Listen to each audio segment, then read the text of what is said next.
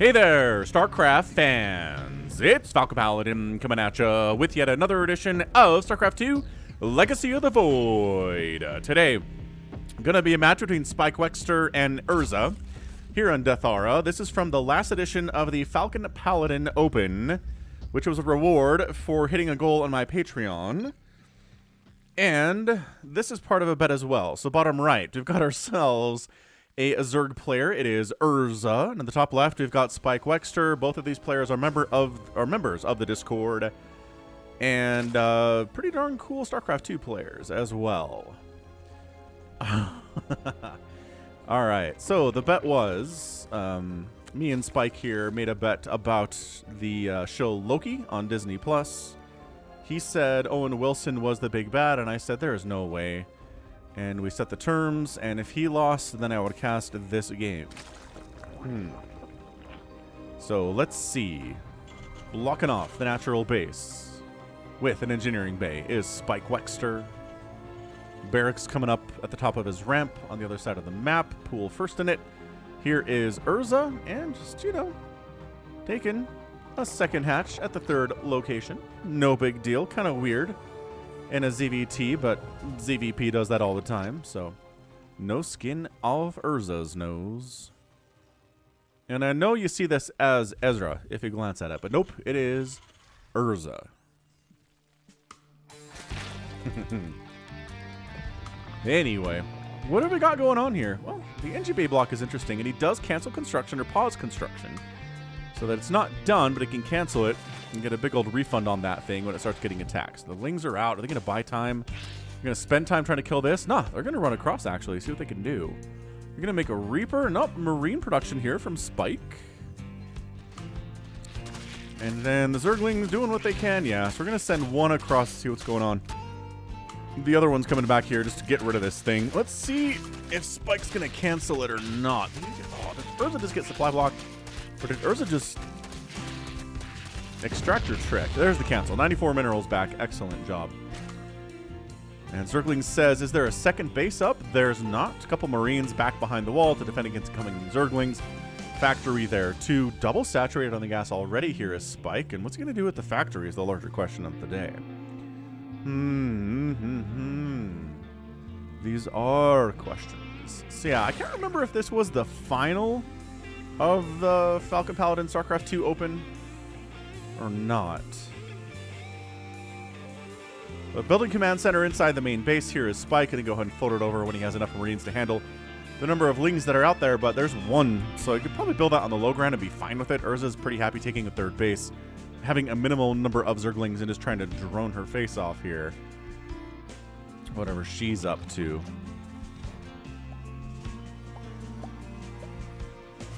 Engineering bay, new engineering bay, not over on Erza's side of the map, but instead inside the main base of Spike right now.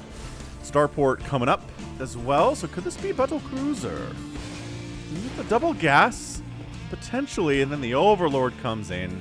The Marines are going to kill it. The Overlord's getting a really nice scout off here, seeing what's what. Sees the starport, sees the factory with the tech lab, sees the third command center, gets all the information that she could possibly need there. Just going to continue to drone up, getting Overlords as supply blocked after losing that Overlord. That's a bit of a rookie mistake. You know, we've all done that for sure. You send the Overlord to scout, you don't have another Overlord already ready to go to replace the supply lost by a sacrificial Overlord, right? Yeah, I think that's something we've all done from time to time. Going to go ahead and land the command center in range of this Ling who's going to chomp on it. This little mechanical Zergling, just kidding, does not chomp on it. And then he's going to destroy his own unbuildable plate, Spike is, so he doesn't accidentally click on it when defending against incoming attacks from, you know, Zerglings and maybe Roaches and whatnot here. But what is the plan? We don't see a Roach Warren. We definitely have a lair. So it could be Mutalisks. I believe Erza is a big fan of the Mutas in this matchup. Does take a certain amount of control to do them well and not have them die to large groups of Marines or Widowmines or Thors or a lot of options that can kill. Can kill Mutalisks. Liberators too, actually. There's a Liberator in the way and a Hellbat. Interesting. Little 1-1-1-ing we're seeing here from Spike. And getting that extra gas up. So, Armory too. Creep spread pushing.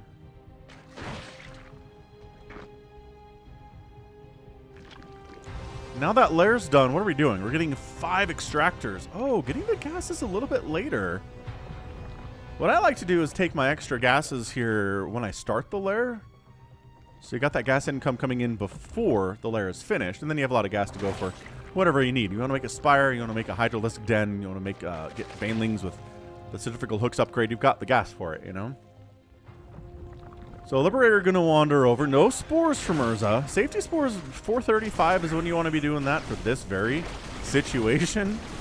I haven't seen the mech skin on drones in a while. I kind of like it. Ooh, that is 7 kills. Killing larva at the same time and then just unsiege and get out. Or, you know, potentially just entirely die to this queen. There you go. It takes 1,000,000 hits to die to a queen, so kind of hard to lose it in that situation.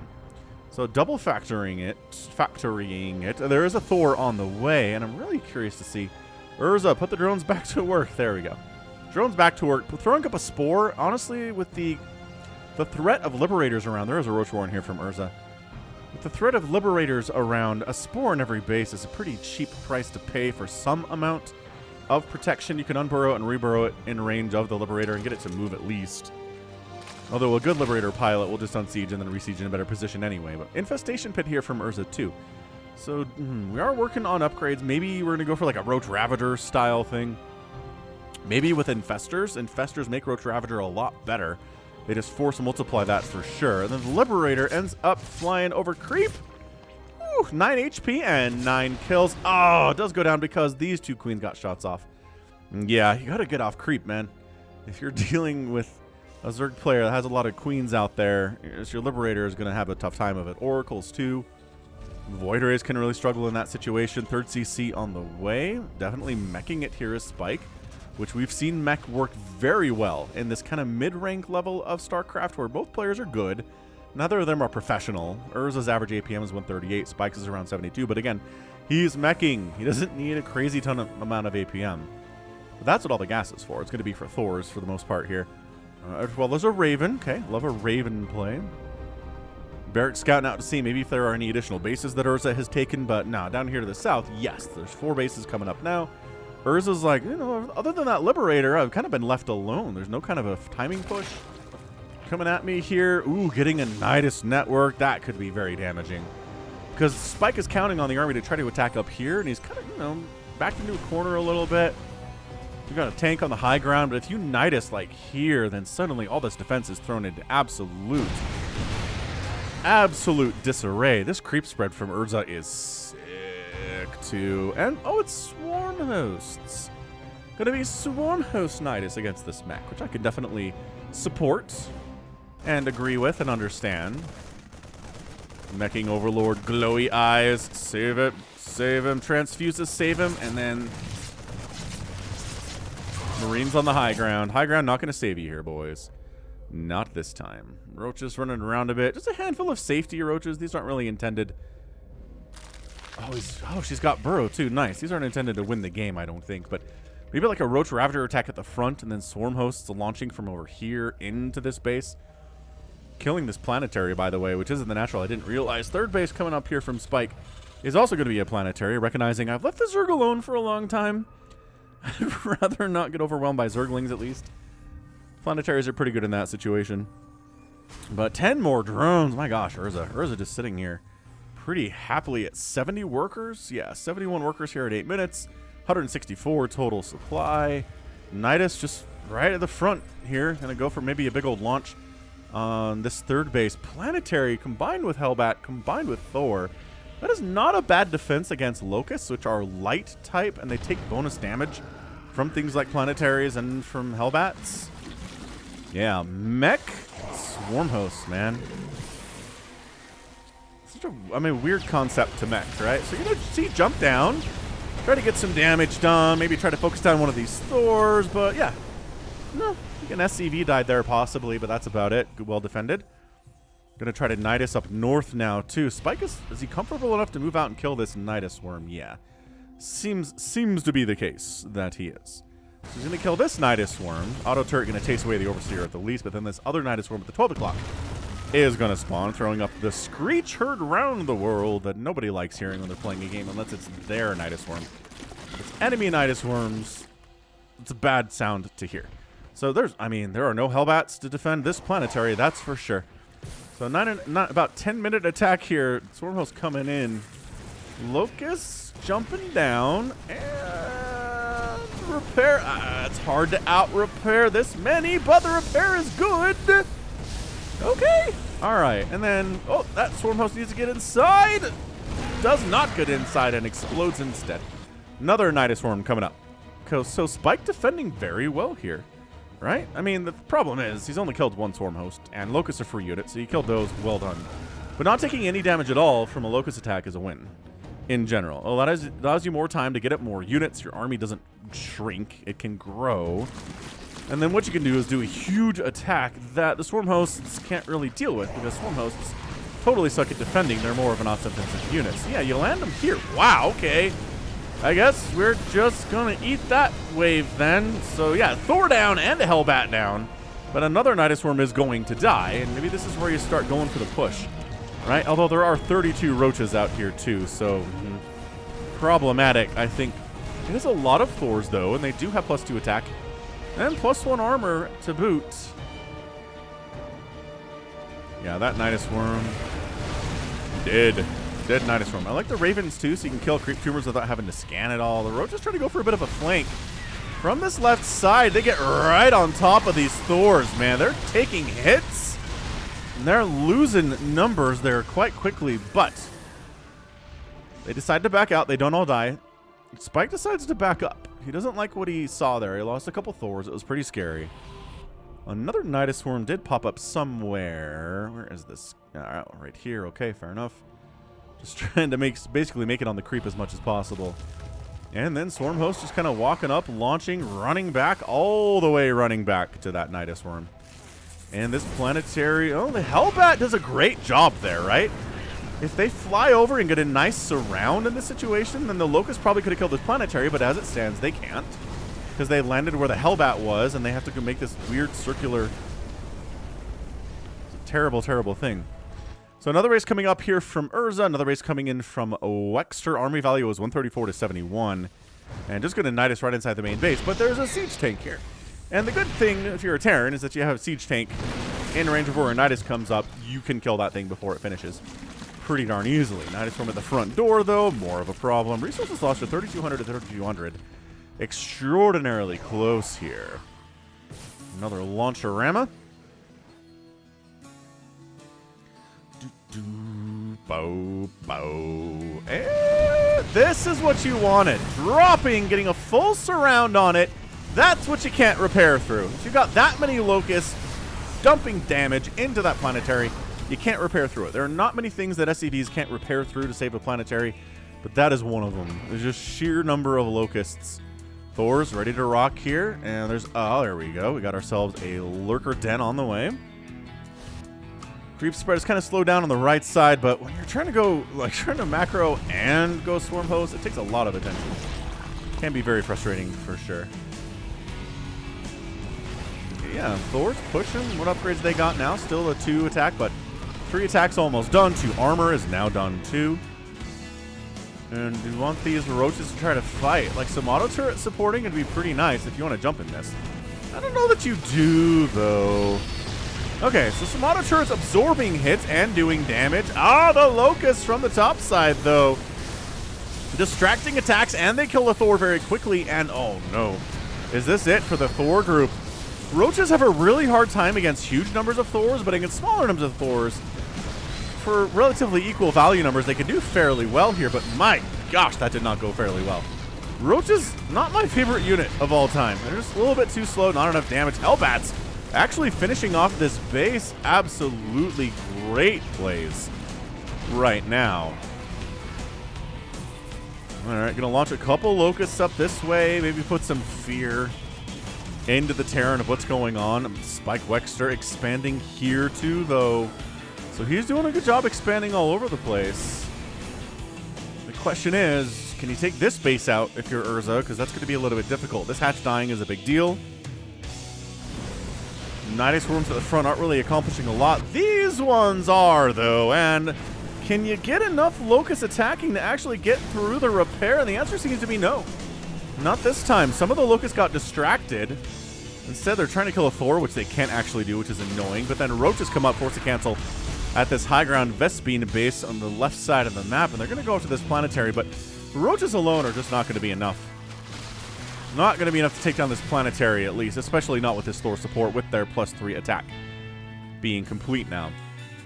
Erza expanding over to the right side, which the barracks recognizes. Erza recognizes got about 4,000 minerals and 2,000 gas. Macro hatches are not going to be a bad thing to do here at all.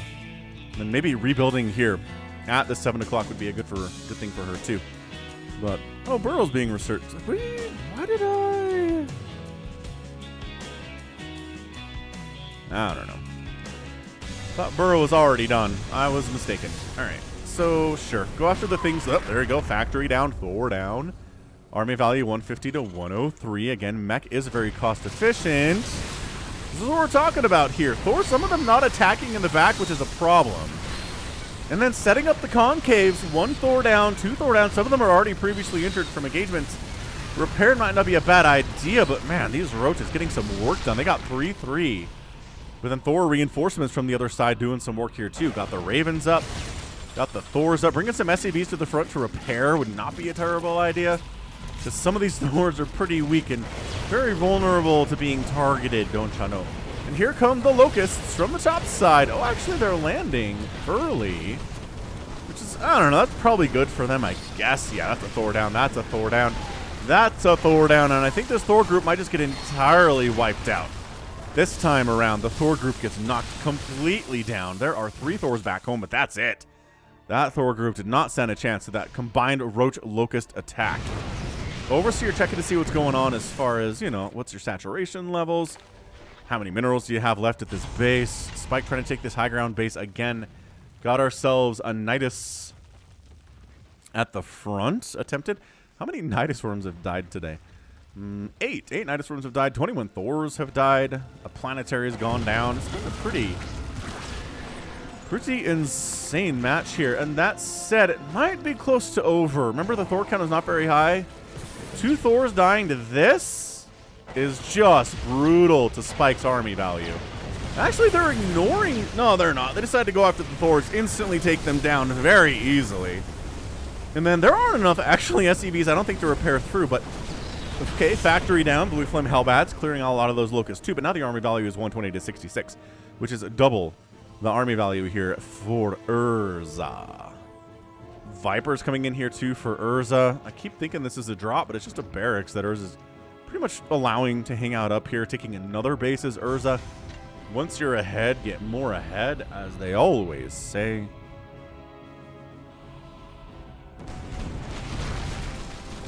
All right. I mean, 3-3 Roaches. If you outnumber the Thors, I don't know, 8-1, you could probably pull that off. Smaller attack coming through, 3 Thors, handful of Hellbats, trying to see what they can make happen here. And I don't know. I mean, 3 Thors attacking, Hellbats absorbing shots as well, doing damage as well. 1 Thor goes down, but that's a lot of dead Roach. Auto turrets are probably unnecessary there. And that, oh, did that planetary just, wait, was that already dead? I don't remember. Nidus Worm down. Swarm hosts running for their lives. 24 Roaches in production. The Roach death count, 116 Roaches have died here in 18.5 minutes. That is bad. That is traditionally very, very bad.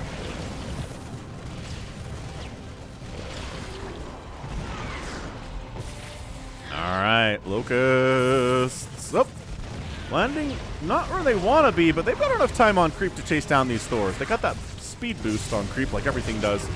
That Zerg is grounded. And that Thor trying to run. Ugh, not happening, buddy. Not happening at the allest.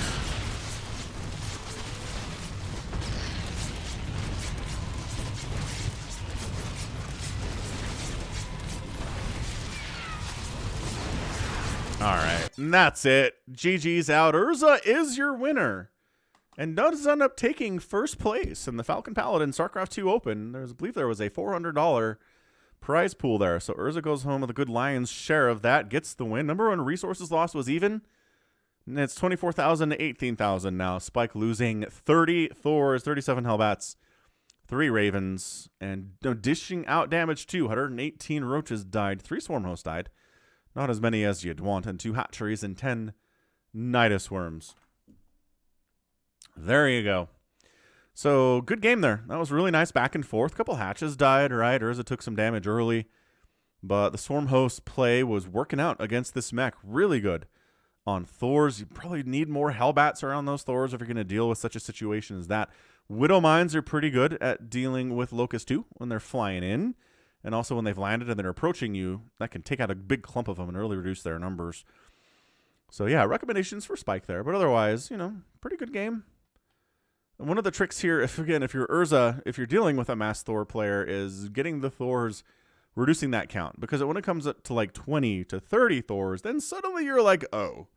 Suddenly you're like, this is not going well for me. Or, you know, I guess you can't make 30 Thors, but like 20 Thors is a lot scarier than 8, right? Or 6. So getting on top of those and killing them fast is smart.